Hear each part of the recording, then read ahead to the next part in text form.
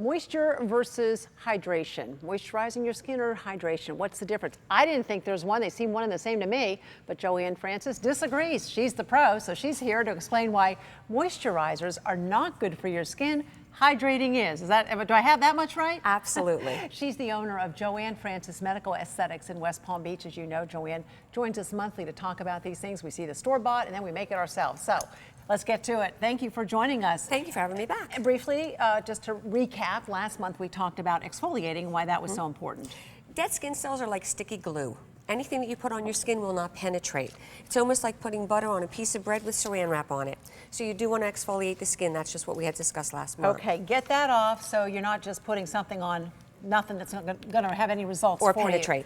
You. Okay, so what do you wash your face with then to get those? This is a glycolic cleanser. Okay. This is just one of many: glycolic acid, salicylic acid, lactic acid, all the different things that just will get rid of the dead skin cells. Okay, now let's get to the topic at hand, which is hydration versus moisturizing. When you put moisturizer on your skin, it actually tricks your skin in thinking it's moisturized. What you need to do is to rehydrate it, get your natural lipid barrier back to functioning again, because it does slow down with age. So do we not moisturize at all? I mean, what about all these, everybody says you have to moisturize your skin. I mean, you see it everywhere. Multi-billion-dollar industry in marketing.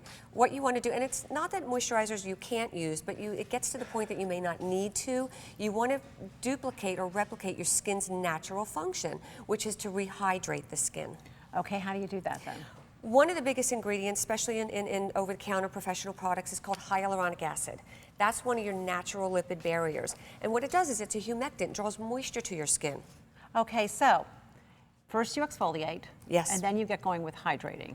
Okay, let's go through very quickly. You started with this, the glycolic acid, to clean the skin and to help get those skin cells off. Now, what's the chapstick doing here? Moisturizers like chapstick. The more you use it, the more you need to use it, because it actually is dehydrating the lips, because it's telling your lips that it is moisturized, when actually what it's doing is stopping your natural barrier. So basically, we get our skin addicted to these things, and they don't do their own work. Correct. Okay, now we can make it ourselves, you're saying. Yes. And this will be as effective and perhaps even more effective? Well, one thing with professional products, they do include things like peptides, things that actually go a little bit deeper to stimulate your natural lipids. But you do want to, you can replicate it by what's over the counter in your pantry, but even your vitamin store. Really? So you could kind of combine and get this, spend a little money, but maybe have it last a little longer. Exactly. And make your own and supplement and combine the two and get the effect and Absolutely. get the peptides and those extra things in the more expensive product. So you give the JoAnn seal of approval on that? Absolutely. Oh, that's it. Okay, so Absolutely. how do we make There's our something own? for every budget. Yeah, that's really cool. Okay. Well, what we have here is like, again, I went to the vitamin store. You have hyaluronic acid, you have glycerin, natural humectants that actually bring hydration, moisture to the skin. Because dehydrated skin makes our skin look more wrinkled, fine lines and wrinkles show a little bit more.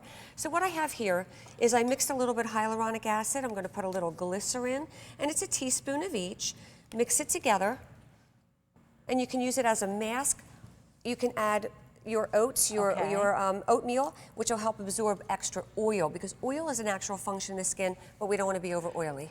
Real quick, we are out of time. You can put this on directly on your Yes. skin, but glycerin should be mixed you really with water. Mix up glycerin. Okay, good. Thank you so much. Thank Great you. ideas, great recipes, and suggestions. Thanks so much, Roxanne. See you next month. Absolutely.